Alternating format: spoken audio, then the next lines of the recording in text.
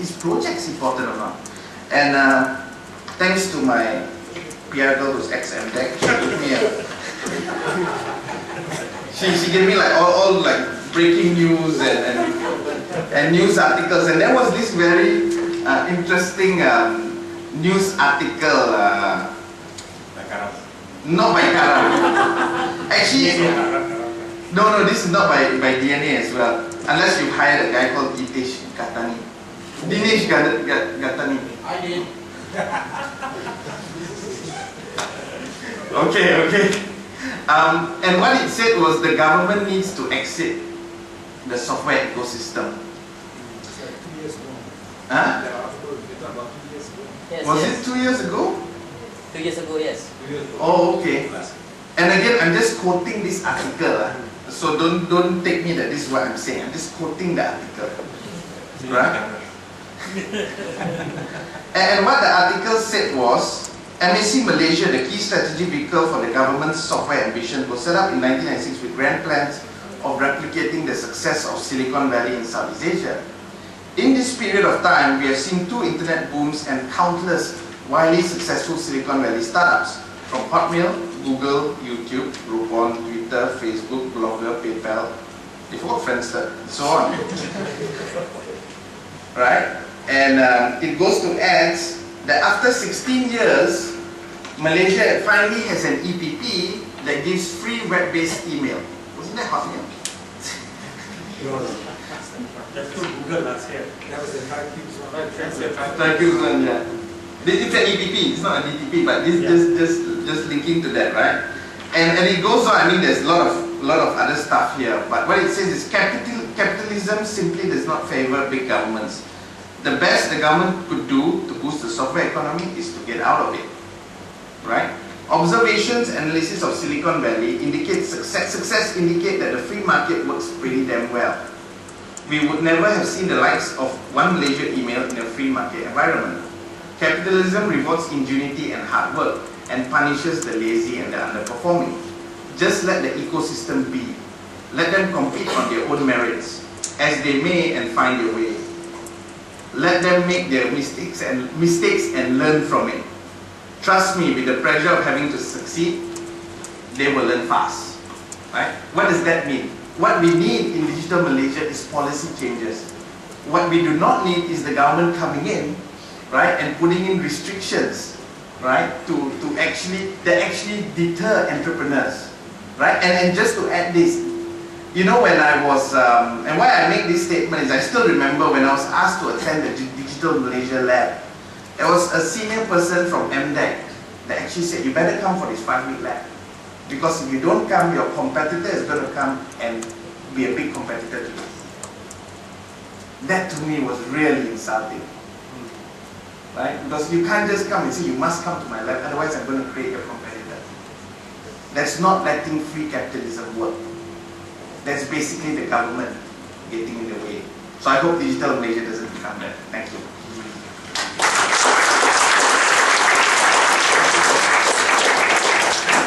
I think when they officially announced and the slew of projects, right, because Syam said Digital Malaysia will have its own EPPs also, it will be a lot of, it's project based. So how do you counter that, Syam, to say that, you know, it's not government getting in the way? I mean, you created the environment and ostensibly for entrepreneurs to come, you know, and discuss issues and look at opportunities and then hash out an opportunity for yourself, I guess, that you can deliver. And then of course then it goes up, it's escalated up. I remember at the end of the labs they said that whether it was 200 projects, it will go up and it will be approved by, whether it's by MDEC or final approval comes from cabinet. And I assume that it's because to see which are the projects that are feasible can be done. So obviously when the final approval comes from cabinet, you obviously have the heavy hand of government already. But it didn't create the projects, right? The projects came up from the labs. So there's a mixture of private sector driven and then government giving the final okay. And government enabling it. So 5-week labs which were attended by salesmen and consultants? Yeah. And Actually, before Syam answers that, can I jump in here? yeah, sure. Ganesh, I was actually at 3 of those 5 weeks, and then Karam was there as well, and so were you. But you weren't there for all 5 weeks, it's true. And you're right, number one, not all entrepreneurs can afford to be there for so long. However, having said that, And because perhaps I am the biggest salesman for my own business, I was there for 3 weeks.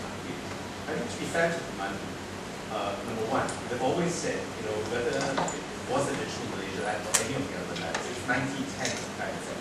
Sure, driven, okay.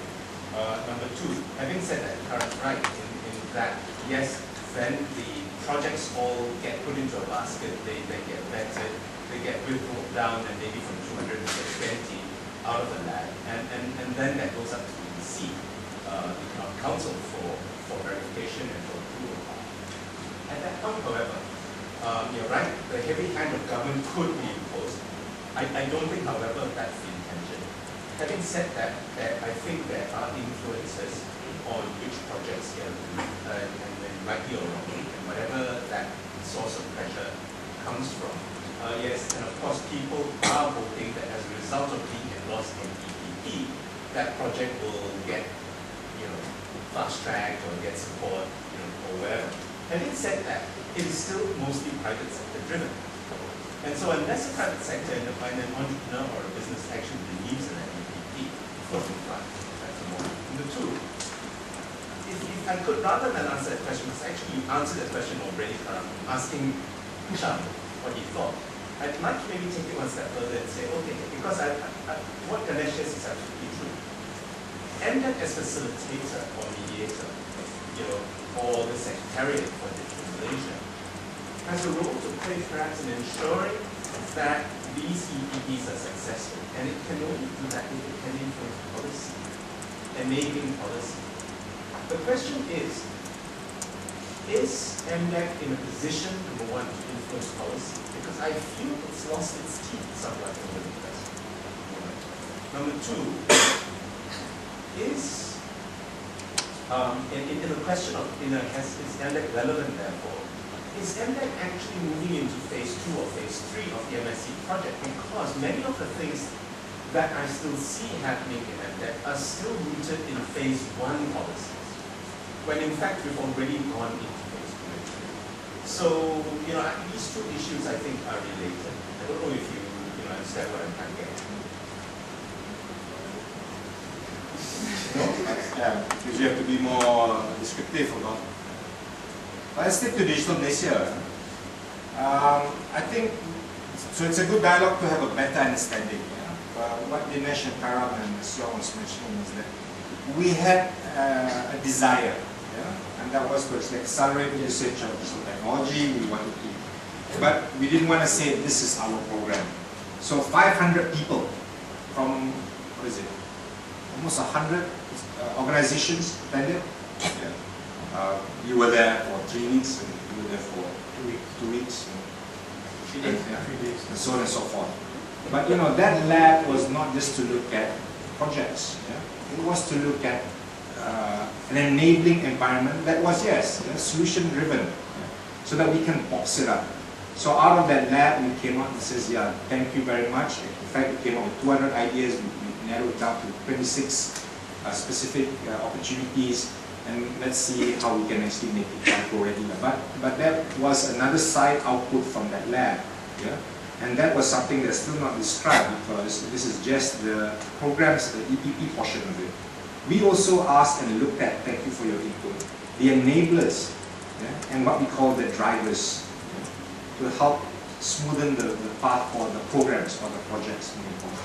So when we say policies, etc., those are things that we had to gather as well, because it was to sustain the projects. Of course, there had to be some structural changes as well, but we need to know in which buckets. And don't forget, the 500 people included government and NGOs as well, because they would also input those kinds of data that we require for the other two stuff that we don't talk about too much. So besides projects, just like the Classroom program, they also announced strategic reform initiatives. Remember those things? Or you don't know?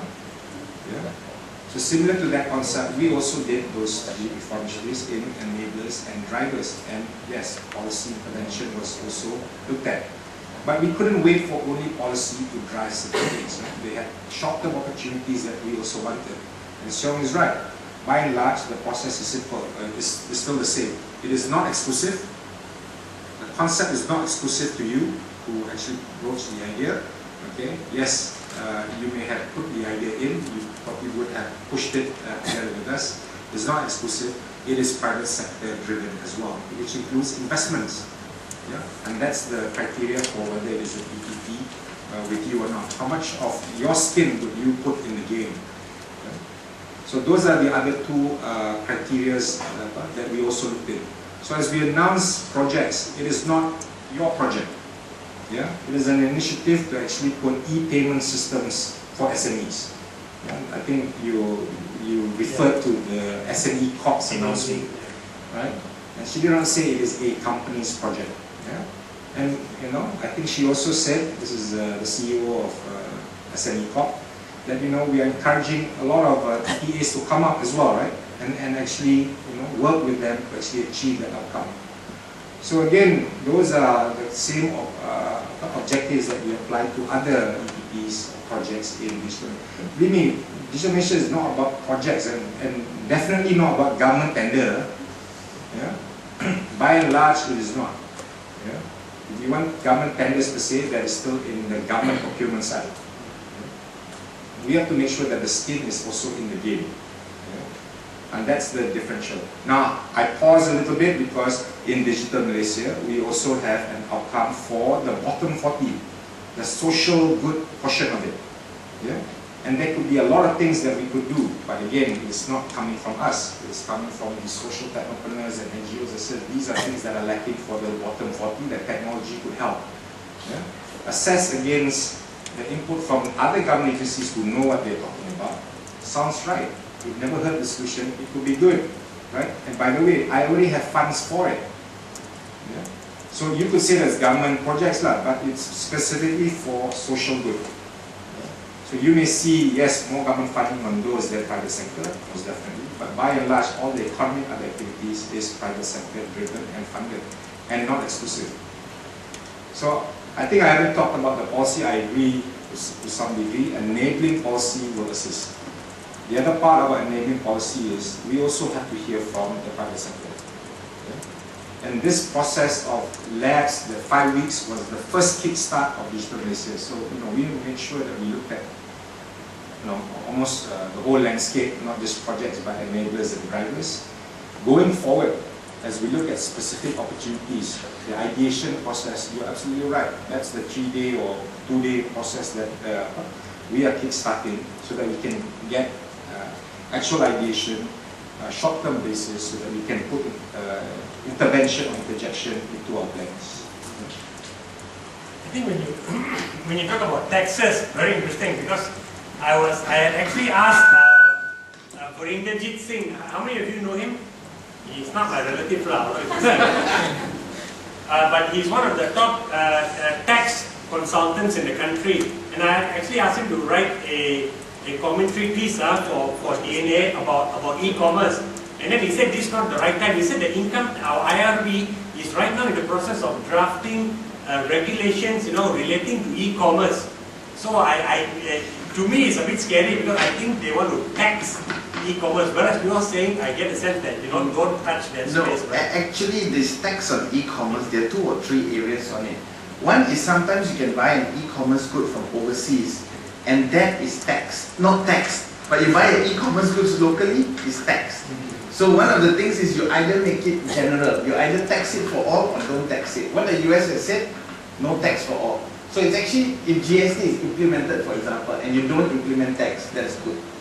And anyway, that's a separate e-commerce issue. I think I just want to, it was quite refreshing that we heard from Datuk Sham earlier that is not the projects or the EPPs that are actually created in the labs are not just for the companies that were there or the so-called private sector guys who initiated it.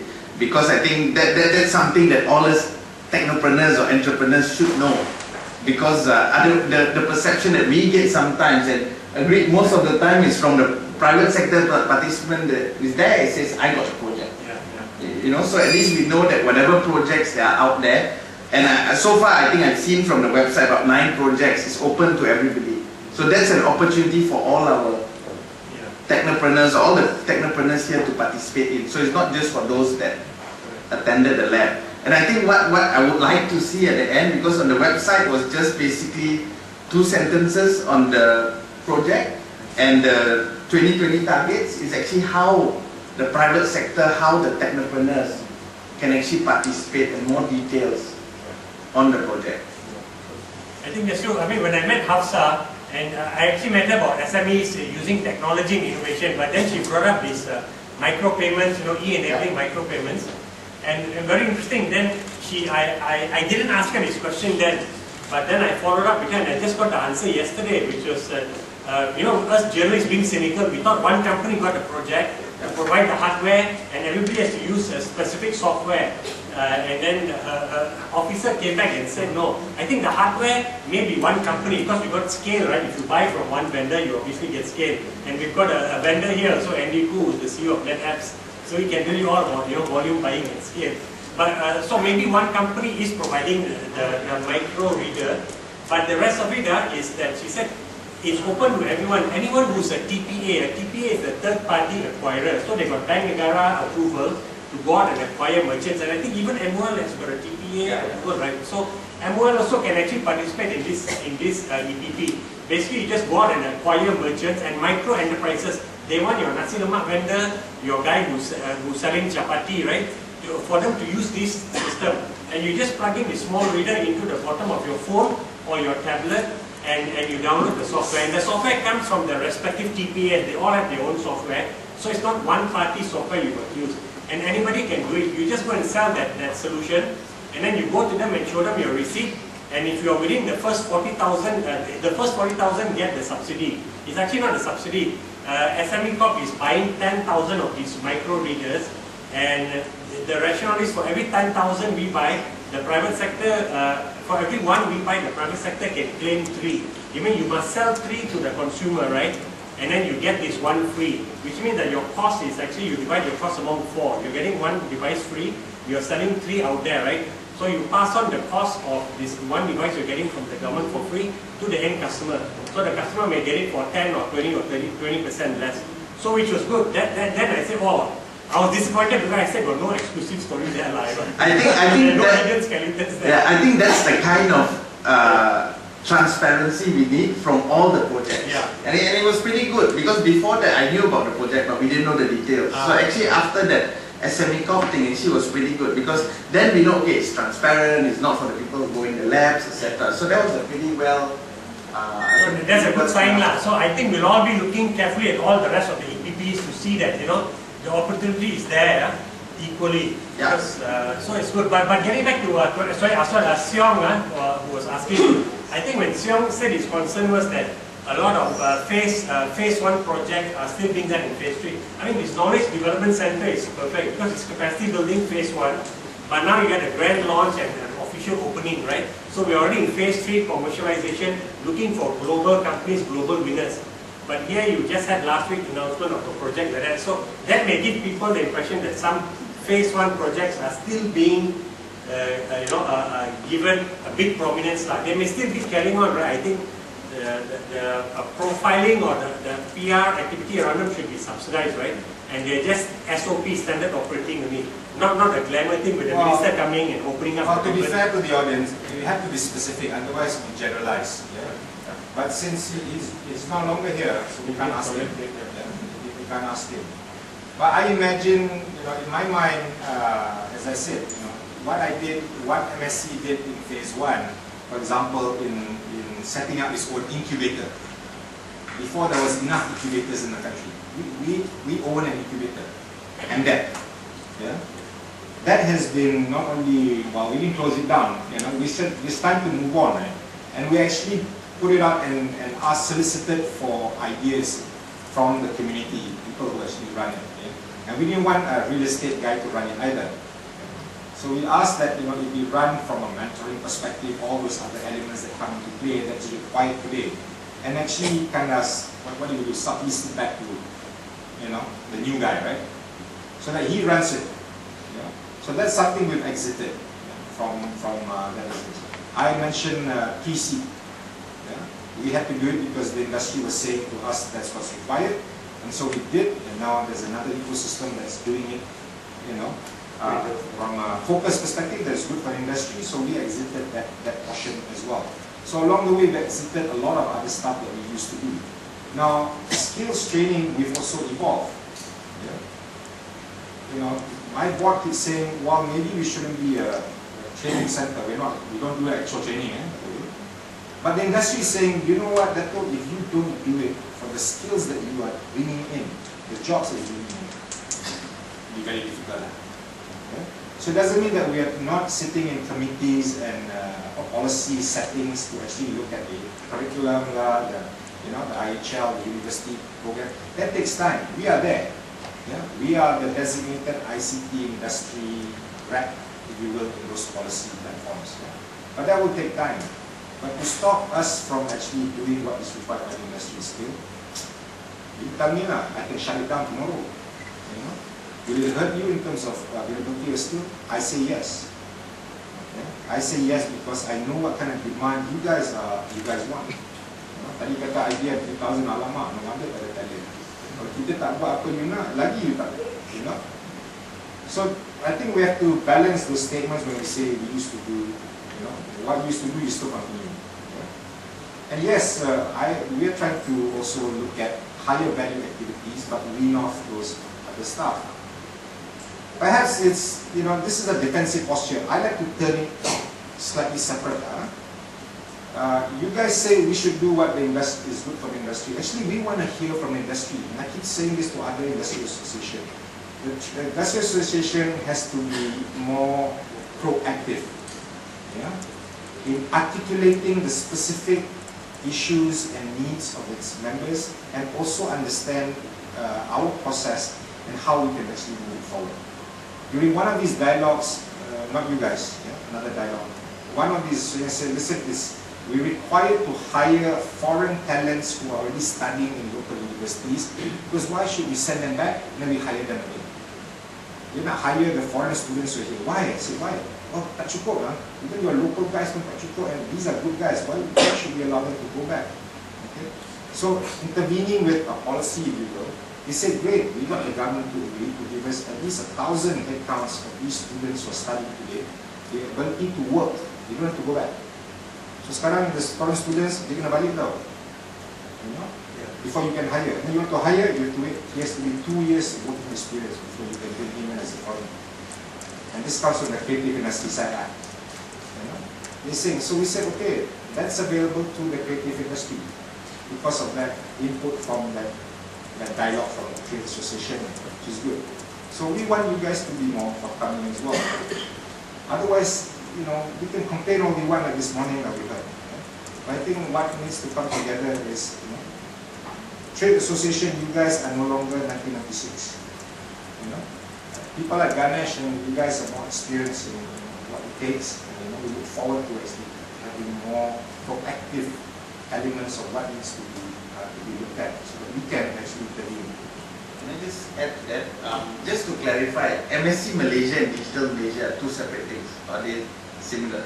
Because from the way I see it, MSc Malaysia is more industry focused, Digital Malaysia is more rakyat focused, consumer focused. No, it's more economy focused. It's more Malaysia economy focused.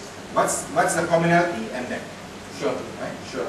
Because it is digital, it requires MSc IT company solution, right, to actually engage it. So that's the commonality. We want both, and you know, the guy who's doing it is then there. So I would say that, am I right to say that the industry programs in MSc Malaysia will continue? Yes. But Digital Malaysia will be more consumer facing, etc. The commonality is MDEC owns it. But whatever success in Digital Malaysia will actually help MSc Malaysia. Oh, because the companies in MSc Malaysia will basically provide that. Get business from that. If anything, it's the other way, right? Yeah. We want to make sure that actually the MSc companies actually benefit from the work that is being driven in Digital Malaysia. Yeah. Because it is not only narrow, right? We're trying to expand it because Digital Malaysia is the digital economy. So our view is actually all of Malaysia. Yeah. So even whatever we have done in the lab is still not enough. We know that, but it's enough for us to get it rolling. Yeah. So we'll do the 2-day, you know, ideation so that we can get programs and policies done. But believe me, there will be another one where we say there are other big issues that require maybe policy makers done. And maybe trade associations will come in and actually help us look at it from a 3 weeks perspective, a 2 weeks perspective. Because we haven't even started tackling the enablers and the drivers in depth yet. Any questions from the audience? I know Aswan had a question, I kind of cut him off. No, actually, it's going to dive back to something Siong said. Oh. How strong are you in that, as under cost scheme, are you able to influence policy? Would it help if you were taken out of OSCE and made into an independent unit? My experience is, it has worked no matter what the structure is. And the reason is because, we still have to do the implementation council meeting with the Prime Minister, which includes selected cabinet ministers. And that's where decisions and policies are decided on the best interest of the multi-municipal corridor, as well as the digital economy programs. So you put me here, you put me there, you put me here. As long as the government commits to that platform of engagement at the highest level, the CEO of NM doesn't really care. It doesn't matter. So It's a loose sleep. yeah. I think one of the things, I don't totally agree in that, because I think for Digital Malaysia to be successful, there's so many agencies involved. Yeah. And if you look at IT alone, you have MCMC, you have MDEC, you have Mampu, right? Whereas if you look in Singapore, for example, we only have one agency. That's a different question from what you asked. Yeah, But that's something you can influence with policy. that's right. I think for Balance policy, all this related ministries into one. yes, I think an ICT Listen, ministry. I can use my energy and my organizing energy to actually look at structural issues which is not under my purview. Right? You have bosses above you, right? Or I can actually look at what is needed and needs to be done for moving this industry forward. I choose to focus my energy here. Because truly, I'm not the politician. You guys set up organizations, somebody above you will make that call, right? You can argue with that guy, you can. But I choose to use my energy now to say, let's move forward, whatever the structure is. If you want to wait for the perfect structure, you will not move. But to get the right structure, you need 110% of my time, which means you won't see me, I don't care about you. Which is better? I came from the industry, and I think the industry is more important than structure, whatever it is. And leave it to the gods lah. You guys, I know associations write to ministries and all that, and let them decide. Any other question from the rest of the audience? I think I just want to add to that. I think that if you look at the question here, is MDEC still relevant? And in my opinion, correct me if I'm wrong, Asohan, maybe the people on the floor, for Digital Malaysia to succeed, MDEC needs to have teeth, must be able to influence policy, right? And needs to be under, and all these have to be under one ministry. There needs to be a Digital Malaysia ministry if Digital Malaysia is to be successful. Interesting. It was a comment, not a question. He's allowed to comment to you. I'm saying that it's a comment or it's not a question. It's a comment. One question. How do the smaller companies, which are the majority, the few thousands of all these technicals out there, get involved in Digital Malaysia rather than being at the receiving end and say, oh, here's the peace of mind. If you fall in that technology space, then you can come on board. But if they're not, then too bad. So how do they able to get involved and participate or whatever? Go into a 5-week lab. Most unlikely.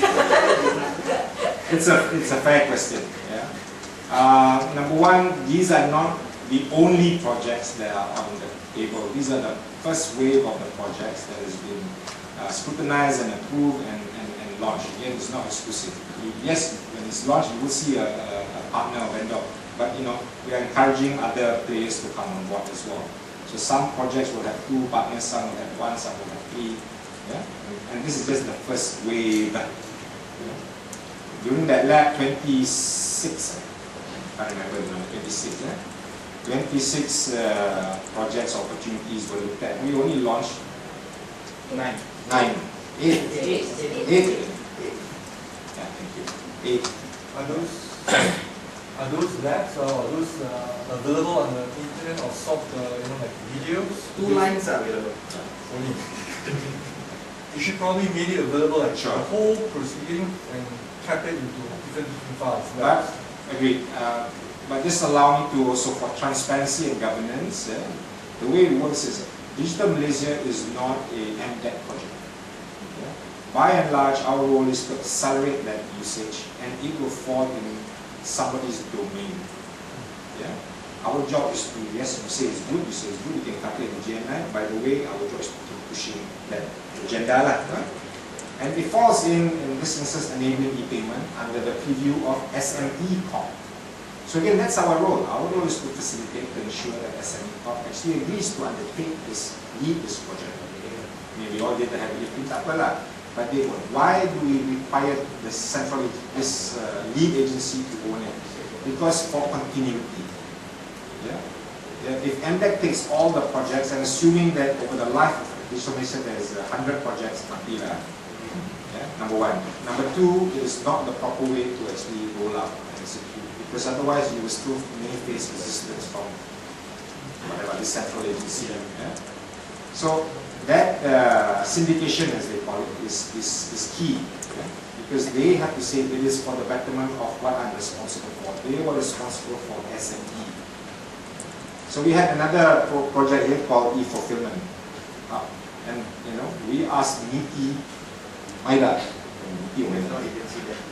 but NITI or MIDA to actually lead that, champion that component as well, because it involves logistics. Yeah? So they are the ones who actually need to assist. So just like Commando's project, our role is to syndicate and see where the roadblocks are, because it requires facilitation. Some of these are, as you rightly point out, is to help with, please there's so many red tape. I will invest 100%, but please remove this red tape. Am I asking for any land? No. He has to pay for it. Yeah? Is he asking for any grants for building the stuff? No. He just wants to remove that red tape in front of him. And guess who is the guy who can assist in moving the red tape? It's not MDEC. I can, but difficult. It is NITI, because licensing and those things are under them. So those are things that we do to make sure that there is ownership and continuity and pushback. So that's one portion. It is not the only projects. So besides what has been announced, which requires their announcement, that's the other part. We could announce it, but we prefer the lead agency to announce it. So that you can say, I can play in EAs and all these things. The next waves of ideation is the same thing. This is the 2-day or 1-day thing that Ganesh is talking about. When we have more or less pushed the wave 1, we are starting to look at ideation for wave 2, based on the 26 that was done and plus. The 26 also sometimes we haven't scrutinized all of it, and we are asking entrepreneurs and those things to also come and participate. And it won't be a 5-week, because we don't need to see this whole picture. We'll come and say we want input only on this piece, right? And entrepreneurs who are interested come in for this project, because we already define this. You just provide the details. And there are minus 8 lah. There are 18 more. And of course, along the way, there are new programs and projects that has been thought of. And similar concept will happen, because we're able to call for meetings that are very narrow. So those things you can look forward to, I guess, when we announce it towards the end of the year. What they are, but right now our focus area is making sure wave 1 gets off the ground. Any questions from audience? I want to end this in about 6 minutes, so it's 7:30. Because we want to get people to be able to have some food. I'm hungry myself actually. Go, okay, Doc Siva. I just want to try and tie a few things that Datuk has mentioned, Ganesh has mentioned. Hey, summary is my job, lah. Tie everything together and perhaps ask a question at the same time. Okay. Because initially, Dr. Shah mentioned that that BC said there are not many good companies in Malaysia, so VCs don't find anything to invest in. I disagree with that, and it's been proven because there are Singaporean VCs who have come here in 18 months, invested in 6-7 companies. So I think there's something wrong with the VCs more than anything else. But they do say there are not enough companies in Malaysia. But if you look at the technology space, not just MTech, right? But you look at biotech, Corp, and all of that, there's at least about 2,000, 3,000 technology companies, but very few successful. And then we talked about post structure in the country and so on. If you look at what's happening in the country, structure-wise, actually it is true, very poor. What Ganesh mentioned about competition and so on. We are such a monopolistic economy in Malaysia. Yeah? If you look at, for example, the GLCs, they control so many parts of the economy that all the small companies that Lee Ching talked about really can't get into business because GLCs control a large part of this. They have the money, they have the government behind them, and they can get almost anything done. And then if you look at it, the government itself provides all these big concessions, 15-year concessions and so on, to one or two parties in certain areas, and nobody else can get into it. And a lot of times the concessions actually don't work as well, because they're not done by the right people. So we become such a monopolistic society in that sense. But once a concession comes in, they have a literal monopoly for 15 years.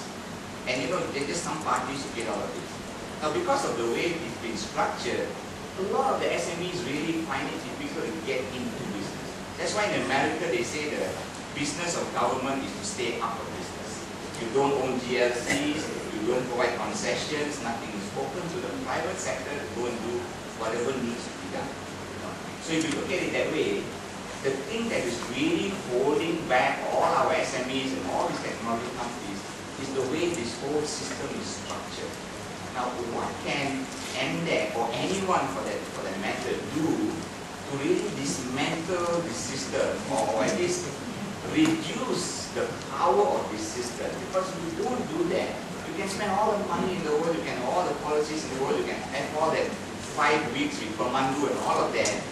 And I can tell you, in 5 years' time, in 10 years' time, we'll still be in the same position because the same old GSEs are going to control the economy, the same old guys will get the same old concessions, and everybody else here is not going to get anything.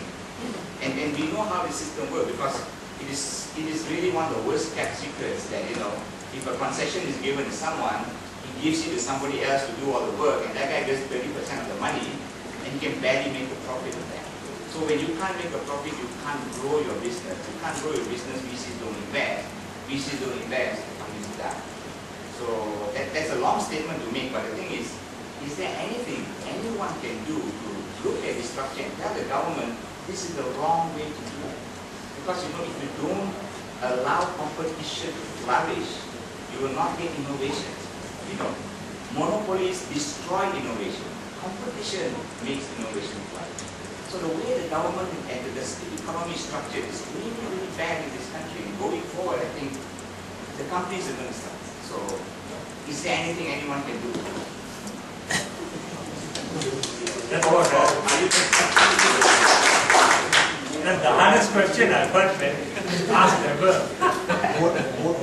Very deep rooted. I think for a start, there could be more transparency on these 8 projects. Not just 2 lines, right? I'm sure if there's 5 weeks that went back behind all of this, there should be more transparency, there should be more information so that more companies could participate, right? So maybe Digital Malaysia can be a start to transparency. But Sham, for you, it's a really tough question. No, I mean, you've raised the, this is national policy issues. And I'm not defending it, but you just can't generalize, by the way. Yeah? There's requirements for concession. I mean, you like it or not, I don't know. Now let's take, nobody likes to hear this, but sometimes toll roads. And we're not into construction, right? So you're not talking about those things, right? Even if I dismantle that, you guys are not in construction. So, that's not the right generalization. Yeah? But not so much in that sector, but in the IT sector. Yeah, so again, I ask and push it back to the association. Please help me be specific. Where it is IT related that I can do something about. If you ask me to dismantle the toll road concession, it's not me. right? To be fair lah. So let's be specific. Now let's look at a specific item where we have intervened, yeah?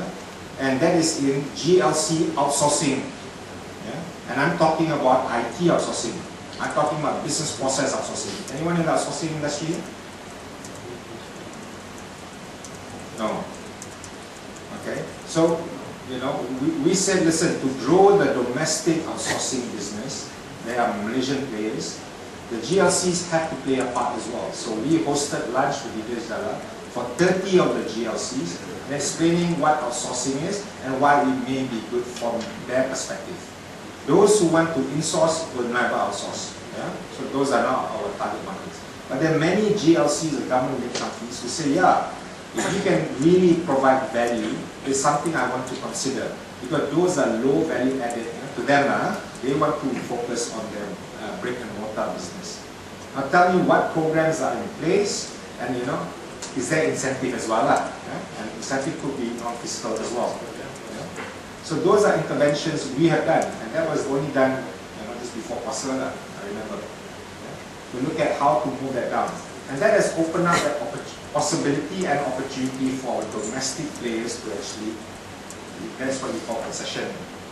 The other part is actually working with the government. So listen, as you computerize more and more, once again, we'd like you to consider through intervention that some of your data centers may not have to be owned by the government itself. Right? It's an expenditure on the government. And this technology allows you to just, we all know this story, but they don't know, right? So government has also agreed, including open tender as well, invited private sector, Malaysian-owned companies to bid for some of their, not all, some, most of it will still be government-owned, but at least the new ones or those that are so-called non-critical are now being given to the Malaysian-owned IT companies. Who is not here? Who's in IT? There you go. You know what I'm talking about, actually. Adrian was here, so she is Is he still here? So those intervention, my friend, yes, we do. Why? Because we had a specific objective, it was raised, and there was an economic benefit to both the country as well as the companies. We decide the companies, and we say, by the way, open tender, we just want the opportunity. So again, I put it through the association. Help me. If you can be specific as well, we can intervene. I can't promise, but that's the platform for intervention. Grab one more last question, and then we can, over food we can chit chat. Okay, to the lady in black. One last question. Someone brought up about Komaju EPP project. Alphabet soup. Oh, I tell you, it's nothing like decorations when you go into the labs. Google, Twitter, Square, the non-techie world gets no confusing. Yeah, so we are part of the Komaju EPP. I've never seen so many reports be done. Constantly weekly updates. So when you say we, you're talking about CSF. Yeah, CSF is a Malaysian company, right? Listed in UK AIM market. Yeah, so we did the whole work. Granted, we do not have any funding. It was all private funding. But we actually had help along the way. Like if we face some agency issues, all I had to do actually, to be fair, I raised it up to Komaju. And I told them, you better get this fixed, because I'm not doing it. And I'm just too tired to fight through. And they do it. So that is actually a plus point for me. But there is also the other side of it, which is where we gather, we started with the data center industry. So then you gather all 17 players, big and small. The largest being us. We have 500,000 square feet of data center. The smallest being 5,000 square feet of data center. Put us all in 5 days back. But what we want to see, and I think I'm speaking from the industry as well now, what we want to see is actually someone to help us when we go out and sell. We don't expect you guys to sell now because sometimes. Close. Yeah, or we will close it. Close it. We sometimes appreciate it and that helps us to open the door. More often than not, we go out ourselves regionally. Not our help. And when there is a local business that we can work on, I tell you, I really pity the customers. You get 17 vendors going there. No. You want data center? I also have. So 17% will knock on one vendor, especially if IPP the customers. So is there anything that MDAC can do? Number one, with or without MDAC or Pemandu, 17 vendors will knock on that opportunity.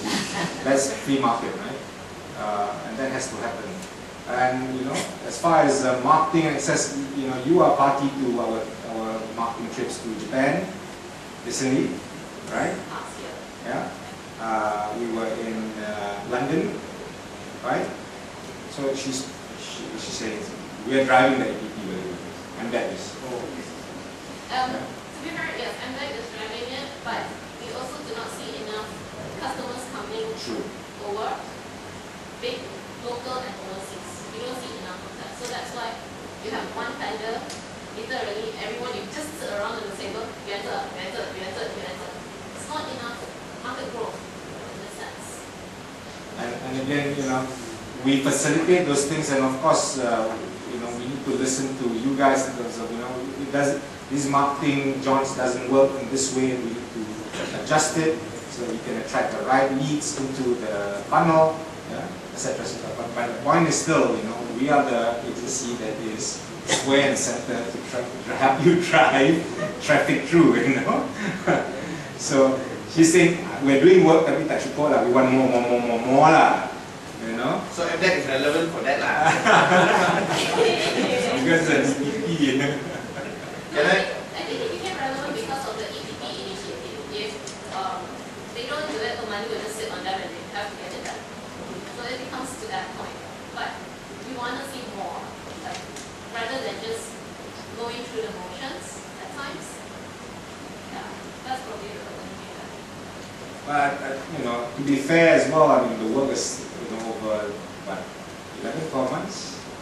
Wow, intensively. Only in the last intensively over the last 12 months. And you know, to be fair as well, I think you should also inform them about, listen, that you means the groom that is in this EPP, and all 17, and they say, among the many things, please do marketing. Okay. Among the many things that, can you help me with competency development? Because you know what, if I want to compete, I have to have the right people with the right certification. Fine. And that's also on the ground, and that's rolled out. Because that's what the industry is saying, right? And it's not just for you, it's for all the players. Yeah? What else did you say? Hey, listen, can you get us into the door of the GLCs? That's the lunch I was talking about. Yeah? To also tell the GLCs about these capabilities so that we can start cracking the door. Yeah? Is there a rush of leads coming through? My friend, you know, either we're fishing in the wrong pond or it takes time. Right? Can we do it better? Yes, with your input. But are we responsible to generate 100 leads per week? There you go. Now please close the deal. I'm not sure the industry wants that either. Seriously, no, come on, you know. Then I act as that. Then you want me square and center selling, you just said, you know, small government better. So you see, I mean, I'm not blaming you guys. Yeah? I think you may rephrase it differently. So be careful what you ask for and say. At one stage, please step back, just do policy, lost more. Tak cukup lah, and that you should be doing more, and this, you know. I'm not saying it's incorrect. I think we have to phrase it properly. Yeah? And the phrasing has to come from groupings or trade association. Because just like the customer cannot hear 17 vendors knocking on the door, I cannot listen to how many people here? You know, 50 people saying different things. Not that I cannot lah, but you know, masuk keluar. I don't know which to focus on. Yeah?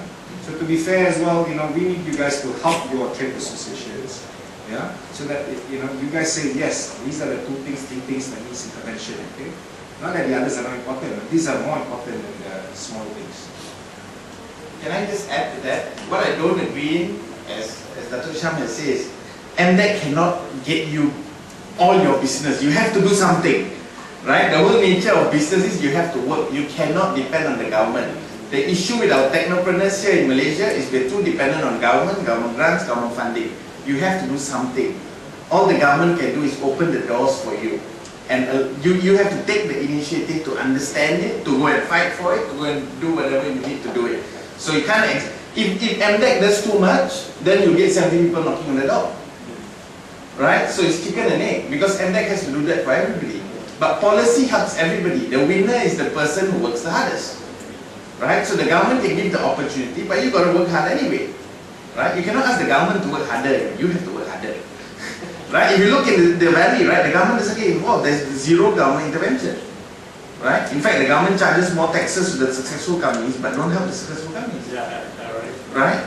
And so I think you have to work hard. And I think just to add to Siva's statement down there, I mentioned it before, but I think as an entrepreneur, and I think you guys as entrepreneurs as well, I think what would really help and what will help make Digital Malaysia more successful is really transparency into the detail. These 8 projects, what are there? How can we participate? You know, what are the details, right? Open it up, put it on the website, right? Right? With that, then nobody can complain because it's open to all. The details are open to all. People who want to participate, participate. People who don't want to participate, don't participate. Blame yourself. Right? The issue with Digital Malaysia right now, to me, is there is very little transparency into the detail. And that's what we as technopreneurs, I think, are asking for. Information. You can go ahead, DNA space for that. Yeah, all information. All information there. You can create a small microsite. Okay, great. Thanks a lot, guys. I just want to be respectful of time. We've run over. Thanks a lot for the question. I love Siam's question, you know, about challenging MDEC, about, you know, they're still, you know, rolling out phase 1 and phase 3. And Ganesh, not consistently declaring that there should be more transparency, at least in the first wave of 8 EPPs out there, is very good. And the rest, yes. And for, you know, government to just help with policy regulation is great. But it was so interesting, right? What I'm trying to think of your name. Yeah? Bridget. Oh yeah, Paget. Sorry, Paget. It's so interesting what Paget mentioned, right? Because you had Ganesh and Siva saying, right? You just get out of the way and let entrepreneurs, you know, compete, right? Market forces. But then companies being companies, right? If they can get someone to do more for them, why not, right? No, it's not companies being companies, Malaysians being Malaysians. Okay, no, I challenge you, no. Companies being companies, not just Malaysian companies, right? It's typical, you want somebody to do more. I've heard entrepreneurs in the biotech space, one entrepreneur said, the best thing government can do is just to ease the regulation. He loves what Commando is doing, because they will help you ease the roadblocks, right? But you're getting someone else to do. Actually, it shouldn't be your work. Government should make it very easy, right, for people to get through and you know, navigate regulations or policies so they know, you know, the path to be taken. No need to use middlemen and all that. When you have ambiguity, you get all this nonsense. But then you have entrepreneurs also like Paget and maybe CSF. They are literally asking MDEC, from what I hear, to do more for them. It's their job, you know. Really, I challenge Adrian if you say, hey, you know, maybe is it CSF has cut some marketing staff, right? So you're trying to get MDEC to do that for you. No. I know, just the rephrasing of the... Again, sorry? Rephrasing of the question. Okay. I know what's going on. You know what you're saying, okay. But they're basically asking you to do more of more, right? What you're already doing. So, and it sounds to me like market access also. And also improve. Oh yeah, improve for sure. That's never ending. That's never ending, yeah. But anyway, on that note, we just like to end.